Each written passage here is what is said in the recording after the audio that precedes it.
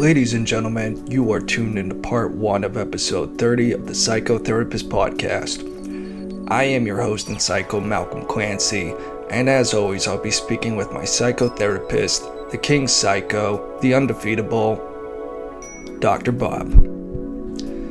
In part 1 of this episode, Dr. Bob and I crack the code on how Buddhism could have stopped the Uvalde shooting.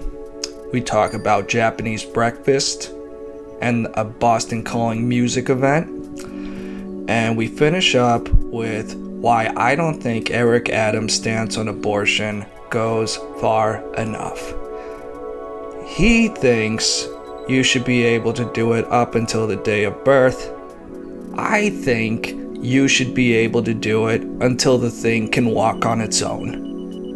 And I'll explain why in this episode. Thank you for listening. We're here for mental healing and wellness and beauty and love and all that good jazz. So, thank you for listening. Okay, the tape is officially rolling now. Okay. So we're on, right? Yeah, let me just make sure your volume's all the way up. Alright, and we are good to go. And of course, the second we do, the power tools in the neighbor's yard goes off, but whatever. Okay, so if they get to be obnoxious, we'll just counter that with a sensible Buddhist tone, okay? Yeah, I think I just want to just walk around and travel the lands with that gong and just hit it when people are fighting and bitching and acting like assholes. Maybe it'll help solve the world's problems. Maybe I'll stop the next school shooting like that. There you go. You can get some great. I have a Buddhist book, products book. You can order a lot of stuff, but you can now get almost every single bit of it on Amazon for half the price. Have you ever heard of a band called Japanese Breakfast? I have not, but I saw them in that text you sent the other day. Right. That is Boston Calling this weekend. Are you familiar with that? Not at all. It is the most underpublicized music festival in the world. And they started it 2 years before the pandemic. And it was on Government Center, and the first year was a washout, of course. There were too many people for Government Center. The weather was bad. They had a lot of bad dudes show up. The second year, they found a better location, which was behind Harvard Stadium. And although it wasn't very highly publicized. Right. And then the pandemic hit, so this is its revival year, and they have a great lineup. That's why I sent it to you. I mean, it's not a second-rate show by any means. Yeah, I think they opened up with Cheap Trick yesterday in the morning, and then yesterday's lineup had Metallica, and 9 Inch Nails, and people like that. So it's a very current kind of festival. Yeah, man. It probably won't happen, but it would be. I would love to see Metallica live once before I die. Okay. Well, they were in Boston. You might have missed them last night. Yeah. Have you ever seen the documentary Some Kind of Monster? No.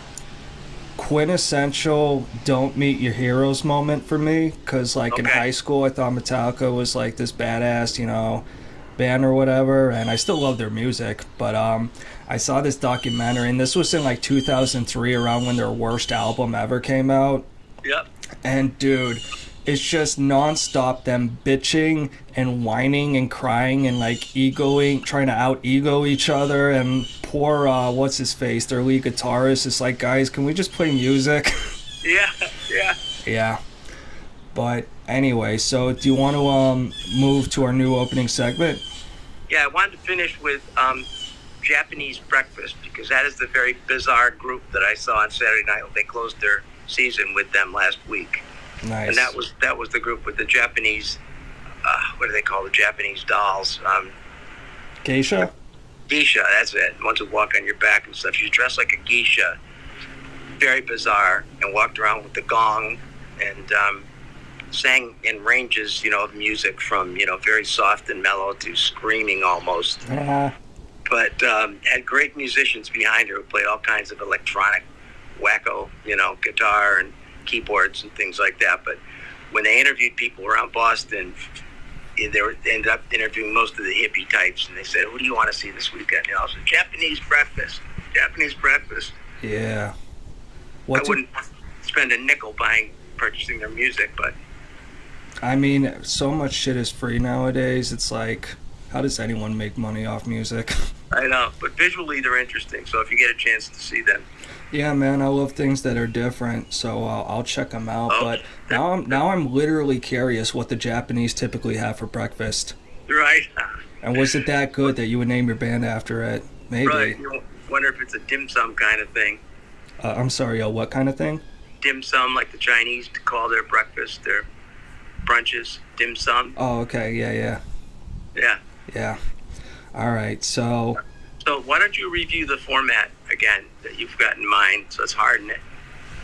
yeah, so for the audience, we've been trying to develop segments that we can do to give the show some structure, and I want to start off most, if not all, shows with a just get it off your chest segment, where Sir Bobbert or I or whoever, just basically complains about what's been going on in the last week.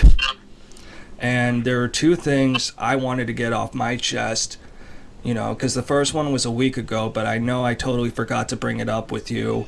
You saw New York Mayor Eric Adams' quote on, did I send you that screenshot, the CNN Chiron, where it says, basically women have a choice up to birth about abortion? Yeah, so I saw that.